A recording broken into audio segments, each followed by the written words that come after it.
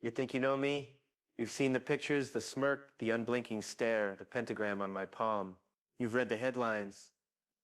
You think I'm some wild-eyed lunatic, some satanic boogeyman that crept through California's nights. But the truth, I wasn't born a monster. I became one. Texas heat is a funny thing. It seeps into you, makes you restless. I spent my childhood in El Paso, baking under that heat, watching my father's rage boil over like a pot left too long on the stove. He worked the railroads hard, thankless work. Maybe that's why he took out his frustrations on us. When he came home, you could hear it before you saw it, the slam of the front door, the heavy boots on the floor. My mother would tense up, moving quicker, trying to stay out of his way. My brothers, they were smart. They disappeared. But me, I stayed. I wanted to see what would happen. I was the youngest, which meant I got it the worst. My father's belt thick, cracked leather came down on my back, my legs, my arms. I didn't cry, not after a while. I just took it, stared straight ahead waiting for it to be over. Pain wasn't the worst part. The worst part was knowing it didn't matter. I could be good. I could be bad. It was all the same. That's when I learned rules were bullshit. Miguel was my hero, a real war vet. He came back from Vietnam, different. Like something inside him had been switched off. He didn't talk like the adults in my life.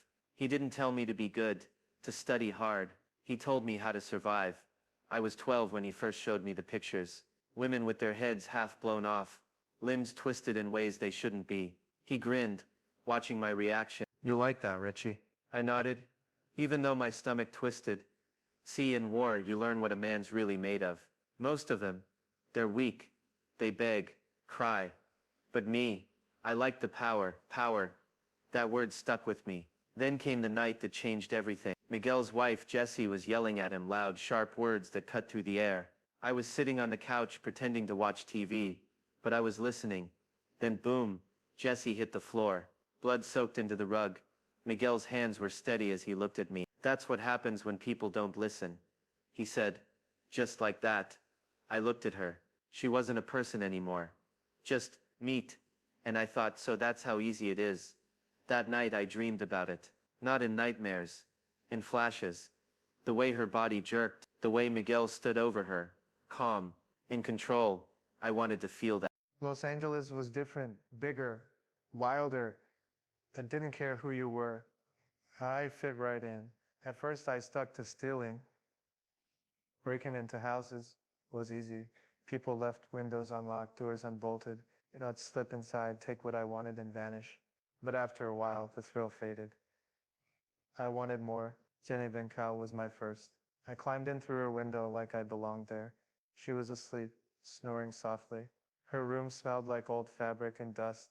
I could hear the clock ticking slow, steady, counting down. For a moment, I hesitated, not out of guilt, out of something else, an itch. Then I thought of Miguel. Do it, Richie. Prove you're not weak. So I did. When it was over, I stood there breathing hard. The knife was warm in my hand. Her blood was darker than I expected, spreading across the sheets in slow, thick ribbons. I touched it, smeared it between my fingers, and for the first time in my life, I felt powerful. The news loved me, the Night Stalker. I watched the reports, grinning. People were scared, locking doors, buying guns.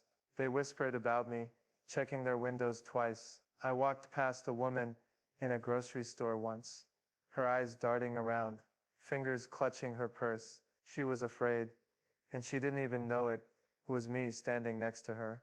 That was the best part. They caught me in broad daylight. That's the irony. The Night Stalker dragged down by a bunch of nobodies on a street corner. Court was a joke. The media swarmed. Cameras flashed.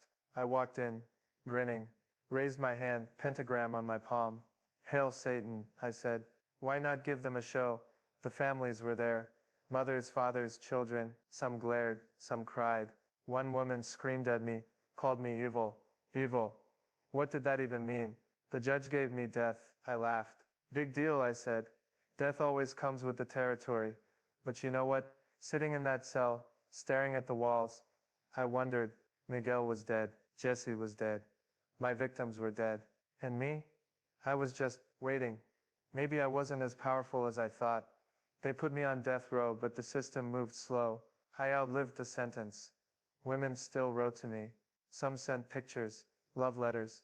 One even married me. You believe that, Mrs. Night Stalker? But prison wasn't thrilling. It was just time. Then cancer came. A slow, rotting thing inside me. Not a bullet, not an execution. Just my own body betraying me. Pathetic, huh? They say my story's over, that the Night Stalker is dead. But fear doesn't die. It lingers. It creeps in the dark corners of your mind, in the locked doors, in the way you check your window before bed.